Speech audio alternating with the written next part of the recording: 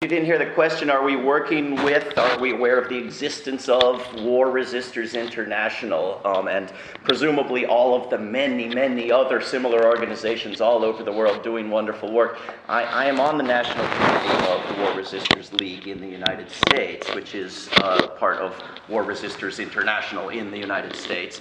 It's a terrific organization. I intend to work with it and keep working with it and do everything I can to expand its membership and influence. The situation is not that peace groups don't exist yet, or that nobody's ever had the idea of having an organization that opposes war. The problem is that the peace movement really can hardly get any smaller. It could easily get much bigger. And if there's an opportunity to create something new and international that becomes widespread and mainstream and advances the idea that war can and should and must be abolished in its entirety in a way that we haven't achieved yet through all of our collective work, through all of these great organizations. And I'm an associate member of Veterans for Peace, at least in the US, maybe here too. You can join as a non-veteran member because it's one of the great organizations doing this work. I'm a member of a group called Code Pink, despite not being a woman. Any organization that's doing good work should be supported. But it's not good enough. And we need better international cooperation. We need better communications that reaches more people. So bringing millions of more people, or even thousands of more people, into the peace movement who haven't been in it before, it can only be to the good, including the good of existing peace organizations. So there's not really, there's not this 1% or significantly less of us who do this work. The people in this room that Ben recognizes, presumably most of you, and I recognize many of you, and I'm from 4,000 miles that way. If it was just limited to these people and it couldn't grow, we're all going to die. Forget it. It's over. We have to radically expand by expanding on the idea that war isn't the norm, that dumping over half of the money that the Congress in Washington decides on every year into a criminal program of mass slaughter is not routine and normal and acceptable, and we should go about opposing particular weapons or tactics or strikes. I mean, opposing tear gas, which is the big campaign for War Resisters League, is great. But we have to oppose war.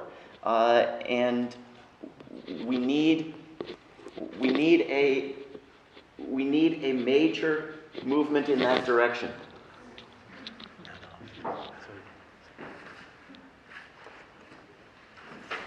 Hi, Geraldine.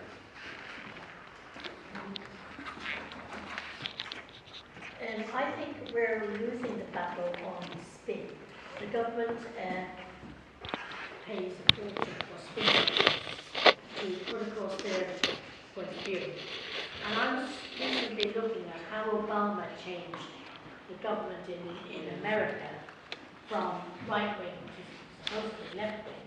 And also another film I saw about how they got rid of the military junta, I can't say, in Argentina. It's something you would think could never possibly happen.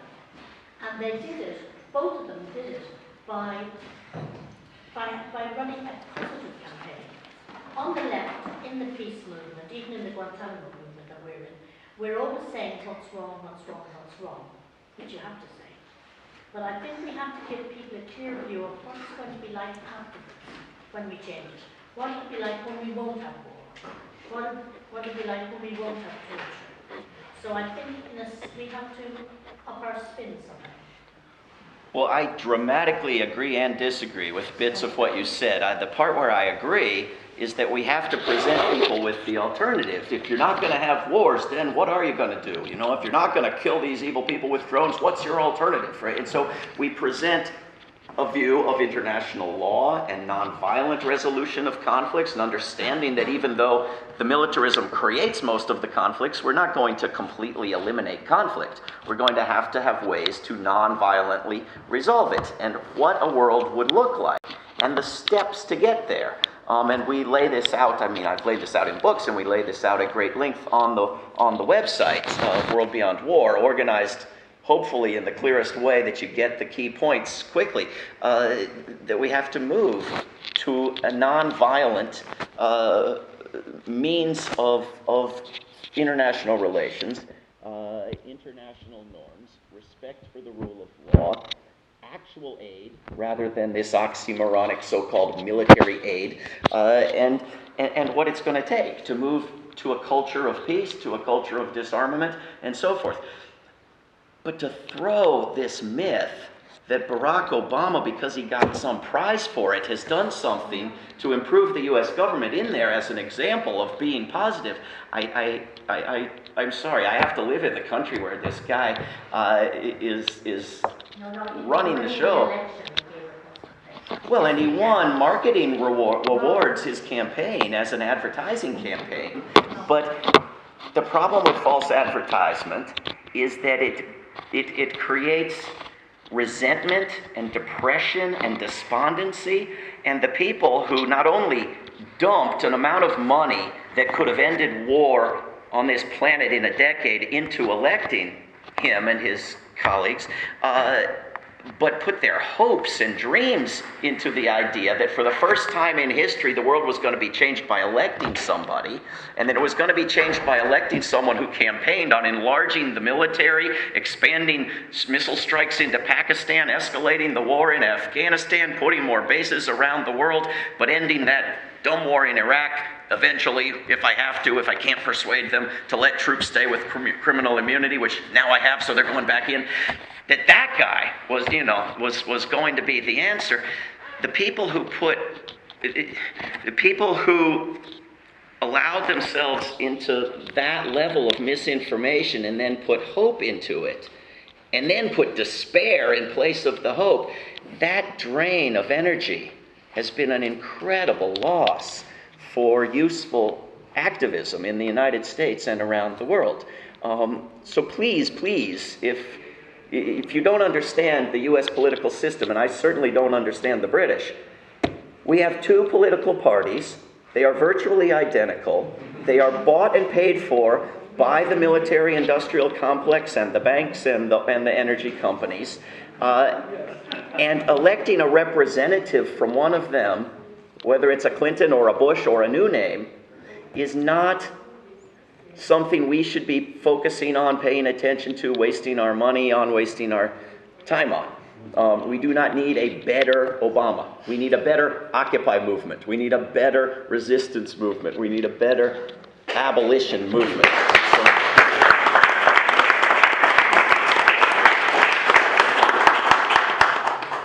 Thank you very much for the speakers. Fantastic. My name is Judy Kelly, and I'm from Ireland today. I was supposed to live there in a neutral country. And yet we've had 2.5 million in that tiny little island, 2.5 million American troops processed through Shannon Island in the west of Ireland in the last few years. And it's all completely documented. The planes that they fly in on, they're all completely reported on shannonwatch.org. If anyone gets to go into that, it's a fantastic website. But just to mention again the reality of what war, since it is the 15th anniversary of the later bombing of Serbia this year, and to bring in, irrespective of who was doing what in Warsaw, something that was done in my name, and again, in Ireland, we had quite a big involvement, because planes were running in other places, and go off and bomb, and on this occasion, Serbia. They never told us what airports they were, but they were these huge transport carriers. But if I may just remind people of what has been done in my name and in our name by NATO 15 years ago. This was just actually covering the first 30 days alone of the 17th area of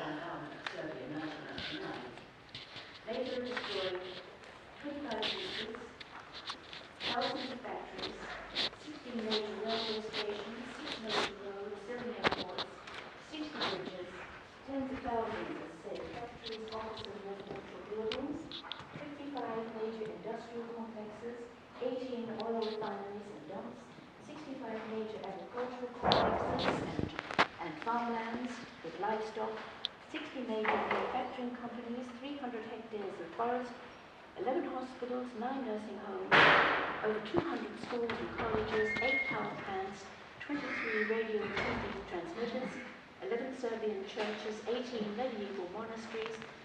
Over 3,000 people died, thousands injured, 2 million people left without heating, 500,000 left jobless, and 2 million left without any money. NATO's use of cluster bombs and depleted uranium ammunition has caused ongoing illness and death to the people of Serbia. And those statistics came from a combination of the Red Cross and 42 photographers who were on the ground at the time from all across the world. So, as I say, I think, David, you were mentioning about the reality of what happens on the ground to people when there are troops there. And this is what was the result of the area bombing 15 years ago, in our name. It's terrible, isn't it? All these years later, Can I just say, we've actually decided to grab some time from Conway Hall, but bear in mind we're actually supposed to be out in a few minutes, but we're going to grab a few minutes extra. But please, Is there a local pub we can adjourn to? We can do it's not possible. not this number of people, no. Maybe we can, but I think, but please bear that in mind. We're going to grab ourselves maybe 10 minutes or something. Can I just say briefly that I think it's a very important subject and point to be making, especially in the United States, if not here. This is one of maybe the 3 or 4 examples that come up most frequently for a good war or a just war. Because, I mean, over 70 years in 200 wars, and most people in the United States think most of them have been horrible, but they're still, on the basis of World War II, in the case of 98% of them, hoping for a good war down the line because there might be one. But then you have a minority, significant minority, that will pull out either Rwanda, ignoring the years of backing of war that and assassinations that created the killing that we're supposed to object to, and ignoring the ongoing killing in the Congo and so forth. I mean, just complete misinformation. Or Yugoslavia, and ignoring the falsity of the claims of atrocities, the chronological disorganization of which came before and after the bombing and so forth. But people are intent on getting the facts wrong in order to suggest that there might be a good war. But it is encouraging the length that the war marketers have to go to, right? Because World War I, we're marking 100 years, World War I, they were making fun dance tunes about what a exciting, delightful game it is to hunt Huns, right? I mean, war was a fun sport in World War I, right? Now, nobody, Teddy Roosevelt thought we needed wars to improve our race and our character. William James, philosopher, thought we had to find an alternative to war that would have all the good, wonderful things that are in war without the killing people stuff. Nobody talks like that anymore. Now war is understood as horrible and evil and nasty, but necessary. And we're the global policemen. If we have to do it, or somebody else will have to do it. And so they have to sell it as either necessary to protect us from evil beasts or beneficial to the victims. They have to pretend. So they come up with alleged victimizations about to happen in Benghazi or happening in Syria, and they have to go to great excuses and extents to justify a war. Now, of course, people still fall for it, but increasingly fewer every year fall for these claims that war is a last resort, because it quite obviously is always a first resort and not a last resort. So there has been progress, and if we could get our minds around World War II, Serbia would be a little blimp in our way. I mean, it wouldn't stop the abolition of war for a minute, but it's important at the moment to deal with. I see 4. Please be very, very brief as you can, anyway. I think the man at the back there, with the Thank you, Emma. David, you will be aware of the collapse of the southern border to Mexico, and the thousands of illegals being welcomed into the US.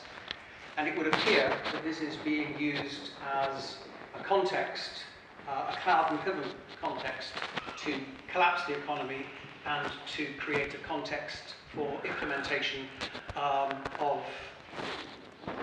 the now militarized police, activation of the FEMA camps, and what will effectively be war on the American people. I wonder if you could comment. Well, I choose not to call human beings illegals. I call them human beings. Sometimes they're human beings with papers that belong to some other nation than mine, but I don't have a use for nations. I'm going to celebrate independence from the United States at Menwith Hill on the 4th of July, but not by joining some other nation, but I think I am a citizen of the same planet as the other 95% of humanity, not just that 5%. But I think that there has been ongoing, step-by-step, greater suppression of civil liberties and rights to organize and speak and assemble and protest in the United States for a dozen years now, and an increasing pace. The weapons industry in the United States, which is of course the greatest supplier to other nations around the world and to the US government, gets more weapons now by giving the old weapons to the local police departments. So we have local police departments with tanks and armored personnel carriers and armed drones. There's a Texas sheriff who called a press conference to show off the drone and crashed it into his armored vehicle, thereby proving that he needed the armored vehicle. This is step by step, ongoing. We have these, free speech cages. You can't demonstrate within a mile of the event you're protesting, but you can demonstrate in this nice cage we've constructed for you. We have increased... And don't expect the Constitution to stand for you if you're within 100 miles of the border, any border. Well, anywhere in the United States, the president has put down on paper that it is the law, that he can murder anyone, anywhere, anytime. The arguments in that memo they just released apply to U.S. soil no less than the rest of the planet. This is the president. Everything that was quiet and secret and scandalous under President Bush is open accepted policy under President Obama, first by executive order, then by congressional act. So lawless imprisonment forever, without trial, end to habeas corpus. President Obama announced that standing in front of the Constitution in the National Archives. The abuse and torture of prisoners and assassination, going through lists of who to kill and killing them. So the Constitution isn't faring well under the presidency of the constitutional law professor. As to whether uproar about immigrants has been manufactured for yet another excuse for yet further restrictions on our rights, I don't know, but they hardly need an excuse. This is an ongoing campaign of years now that is getting worse, and it is one of the greatest mysteries to my mind, how people can watch their liberties stripped away in the name of war and cheer for freedom, freedom, freedom when they cheer for new wars, as if the wars are for freedom, because the marriage age for girls in Iraq is 9 now. We didn't bring freedom to Iraq and lose it at home. We destroyed it everywhere. It's an ongoing concern. I don't know about the particular case.